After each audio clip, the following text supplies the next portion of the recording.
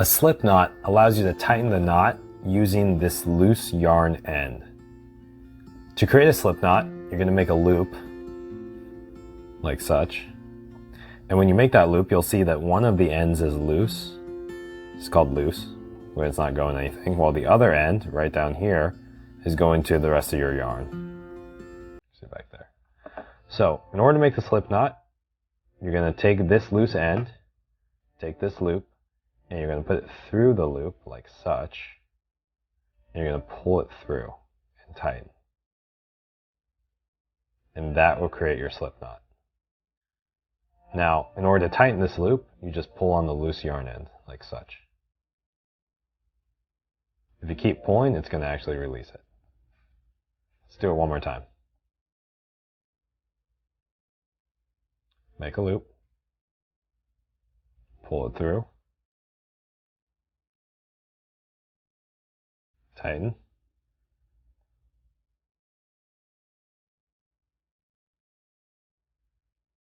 and you've got your slip knot. Sometimes a pattern will call for a chain, such as chain 3, chain 4, chain 1. In order to do a chain, you start actually just with a slip knot. So let's make a slip knot here. And let's tighten that slip knot around our hook. There we go. All right. So we can either yarn over or yarn under. This is a yarn over. Do you see how the yarn is going over the hook? That's called yarning over. Yarning under is going under the hook. So this is going under the hook. So yarn over the hook to make a chain, and then we're going to pull it through that loop that we just made with the slip knot. That's one chain. So let's make another chain. Yarn over, pull through. Yarn over, pull through. Yarn over, pull through. Perfect. So you see we got a little chain there. Let's try that again. In order to release it, we just pull them apart. Perfect. All right. Let's do like a chain 5 here as an example. So we're going to do a slip knot. Got our slip knot. Let's chain 5. Over. 1, 2, 3, 4, and 5. So you can do this as long as you need to or as short as you need to. So if the pattern calls for like a chain 5, that right there would be a chain 5. There are 2 ways to do an actual slip stitch. I'm going to show you both ways here. For a slip stitch, what you'll do is you'll enter into the next stitch here. I've got actually just like a small chain, a chain of 6 actually. So we're going to enter into one of these chains right here. We're going to yarn over, pull through the first loop, pull through the second loop. And that right there is a slip stitch. Let's do another one. Enter into the next stitch, yarn over, pull through, pull through. Enter, yarn over, pull through, pull through. Enter, yarn over, pull through, pull through. Last one, enter, yarn over, pull through. Perfect. And that right there is a slip stitch. Now let's go on to try a slip stitch in cross stitch. So I personally like using cross stitch for all of my amigurumi because it makes it a little bit tighter. Let's just do a chain real quick here and then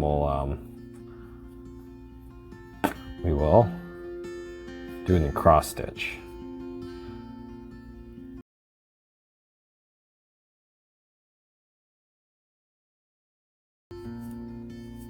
Okay, so for cross stitch, we're going to enter into our next stitch.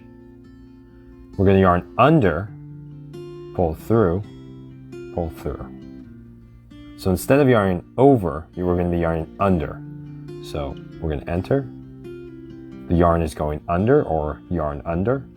Pull through the first loop, pull through. enter, yarn over, I'm sorry, yarn under, perfect. Because we're doing cross stitch.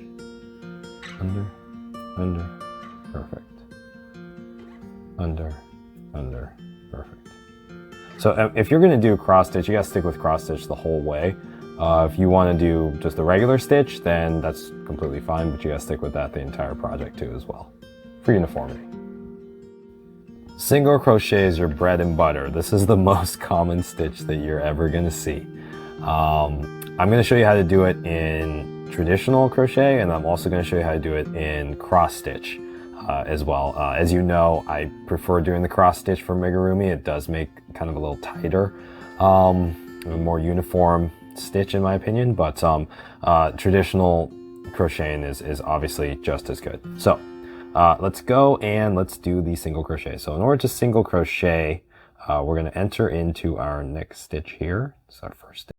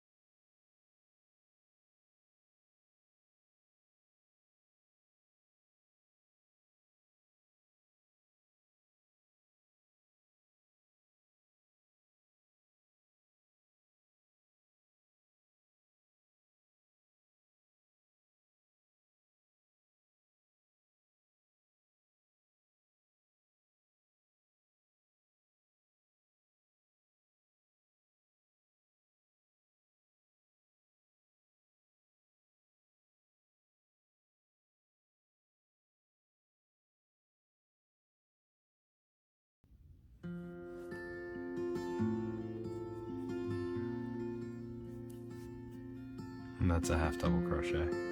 The double crochet is pretty similar to the half double crochet. So first you're going to start the exact same way you start a half double crochet, by yarning over. You're going to enter into the next stitch right here, yarn under,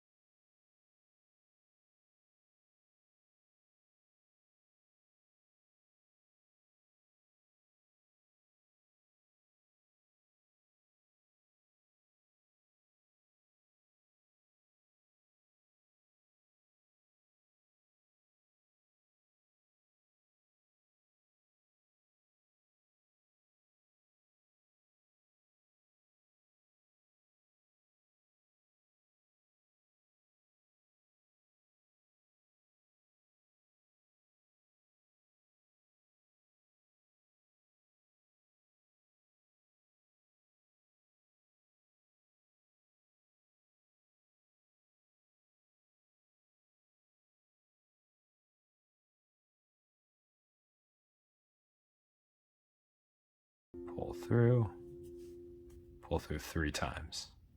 Let's do that again.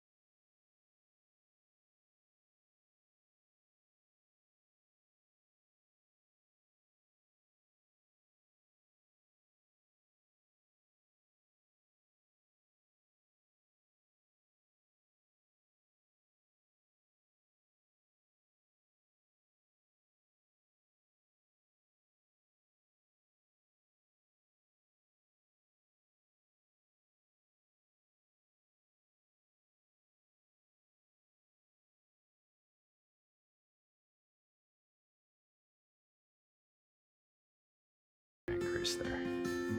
There are 2 ways of doing a decrease. I'm going to show you both ways. One is a traditional decrease, and one is what we call an invisible decrease. While the invisible decrease isn't completely invisible, it does kind of make it look a little bit better, and kind of makes the actual decrease a little bit more difficult to see. But let me show you how to do a traditional decrease first. So if you look right here, we've got 1, 2, 3, 4, 5, 6, 7 stitches right there. Usually we are crocheting in the straight here, so our first stitch is usually in the second. It usually starts in this one, on that first one, so it'll be the second loop from the actual from the hook here. So to start with a decrease, and this is a traditional decrease, we're going to enter into our first loop here. We're going to yarn under, pull 1 through. We're going to enter into the next stitch, yarn under, pull that through as well, and now you see we have 3 loops on our hook. We're going to yarn over, pull through all of those. So let's do that again with the next 2 here.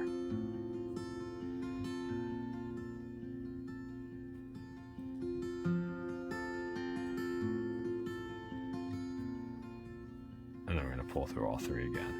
So let me go slow here. So for these last 2, enter into the first stitch, yarn under, pull through, enter into the next stitch, yarn under, pull through, yarn over, pull through all 3. And if you look, we actually end with 3 stitches there, just 3. So we went from 6 to 3. In order to do an invisible decrease, it's first important to notice what exactly is a front loop and what's a back loop. So if you look right here, we're going to have 2 loops right here. This right there, that's the one facing me. That is what we call the front loop. This one is going to be the back loop. That's the loop that's away from us. To do the decrease, we're going to be entering into this front loop and this front loop. So the front loops of the next 2 stitches there. And we're going to try to attach them together with just the front loop. That's what creates that invisible or slightly invisible look. So let's enter into the first front loop, enter into the second front loop. We're going to yarn under and pull through all 3 loops. So note that I'm yarning under here with the decrease because I'm doing a cross stitch. If you were doing traditional crocheting, you would be yarning over to pull through, not yarning under. But since I'm doing cross stitch, I'm yarning under each of these. So let's do this again. Let's go into each of those front loops, yarn under, pull through 1, pull through 2, pull through all 3. Let's do that one last time here. Visible decrease through all 3. And if you look right there, we've got 3 stitches. So we just went from 6 to 3 stitches. Let's make a magic ring. In order to do a magic ring, I like to wrap the yarn like this around my fingers. Do that again. Lock this piece in with your pinky.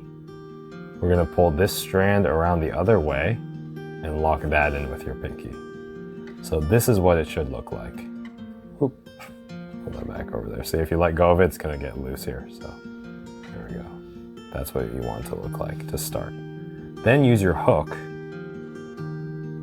We're going to hook this one under, twist it, grab this piece, pull it through, let go of everything. This is going to leave us with a loop and a little string there. With that loop, use 2 fingers, and now we've got our magic ring. So sometimes it'll say like magic ring 6 or magic ring 4, magic ring 2. That's how many crochets we're going to be doing into this ring. So let's just do a magic ring 6 so you can see. We're going to do 6 single crochets into this ring. That's 1, 2, 3, 4, 5, 6. So I just did 6 single crochets into this ring. You can see them 1, 2, 3, 4, 5, 6. Now with this loose end here, you're going to pull it tight, and it's going to create an actual ring. So you see that 1, 2, 3, 4, 5, 6, and that is your magic ring 6. So the next stitch that you start into would be this first one right here. Sometimes a pattern will call for front loops or back loops only. First, we got to identify which one is the front loop and which one is the back loop.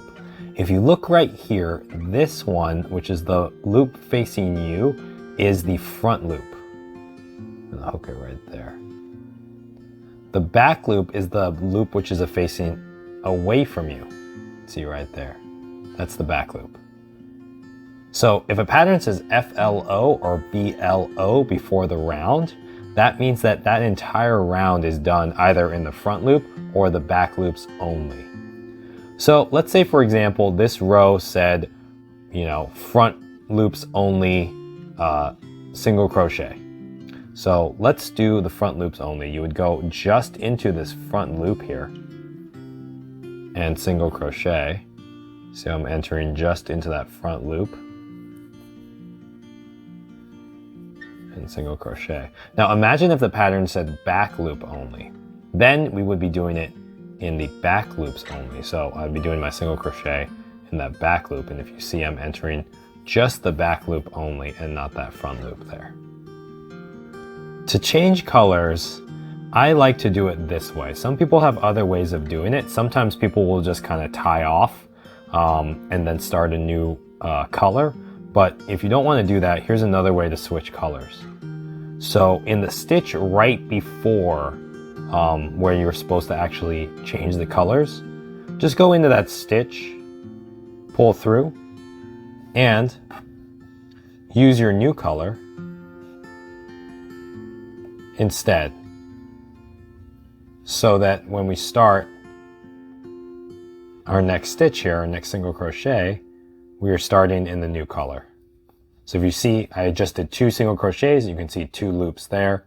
I've done 2 single crochets with the new color. I've done 3 single crochets with the new color. And the easiest way to tie these off is just trying to put a knot right in between these 2, and then you can cut off the loose end here.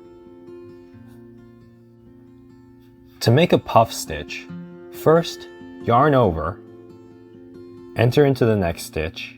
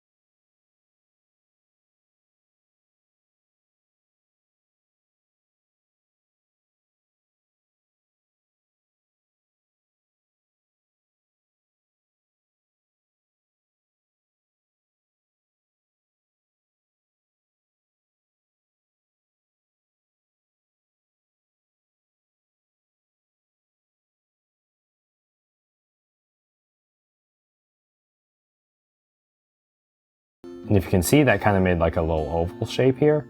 And then we're back at the first stitch that we originally did. So you can see we have 1, 2, 3, 4, 5, 6, 7, 8, 9, 10 out of a chain 6. We made 10 because we went 5 on each side. When you've reached the end of your project and you want to tie off, just slip stitch into the next stitch here. So we're just going to do a slip stitch here. And then chain 1. After you chain 1, pull that string just a little bit, just so it gives you some room to kind of sew later on. We're going to cut right here, pull that through, and then pull this tightly. That's how we tie off. Then you're going to take this loose end, if it's the end of the actual piece, and then we just kind of sew it through, so there's no loose end sticking out.